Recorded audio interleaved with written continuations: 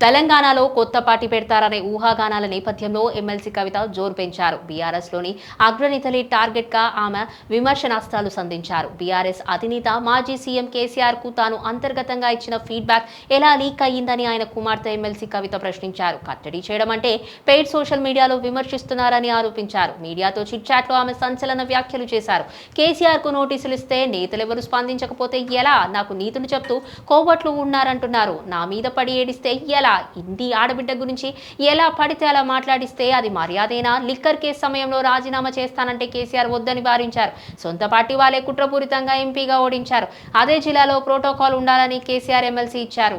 Leak వీరులను ఎండగట్టడం అంటే Greek వీరుల్లా నాపై ప్రతాపం చూపుతున్నారు. కాంగ్రెస్ భాజపాపై మాట్లాడాలి కానీ నాపై దాడి చేస్తే ఎలా? బీఆర్ఎస్ ను గంపగుత్తగా బీజేపీకి అప్పగించాలన్న ప్రయత్నం జరుగుతోంది. జైల్లో ఉన్నప్పుడే ఆ ప్రతిపాదన వస్తే నేను వ్యతిరేకించాను. బీజేపీలో బీఆర్ఎస్ విలీనం కాకుండా స్వతంత్రంగా ఉండాలన్నదే నా అభిమతం. నాపై దుష్ప్రచారం చేస్తున్న పార్టీ స్పందించలేదు. నన్ను పార్టీ నుంచి ఎవరు బయటకు పంపుతారు?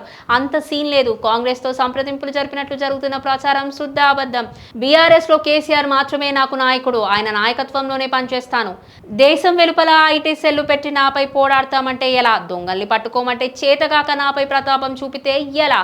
పార్టీ నాది అని ప్రతి ఒక్కరు పోరాడితేనే ఫలితం ఉంటుంది. కేసీఆర్ కు నోటీసులు ఇస్తే కేవలం ఎక్స్ లో పోస్టు పెట్టి వదిలేస్తే ఎలా? నేను ఏనాడు పదవుల కోసం పోరాడలేదు. కడుపులో బిడ్డను పెట్టుకొని ఉద్యమంలో సైనికురాలుగా పనిచేశాను. నన్ను విమర్శిస్తున్న నేతలు కేసీఆర్ నీడను తప్ప చేసిన కార్యక్రమాలు ఏమున్నాయని ఘాటుగా వ్యాఖ్యానించారు. Please subscribe to the channel and download the Politicos app from the links in the description.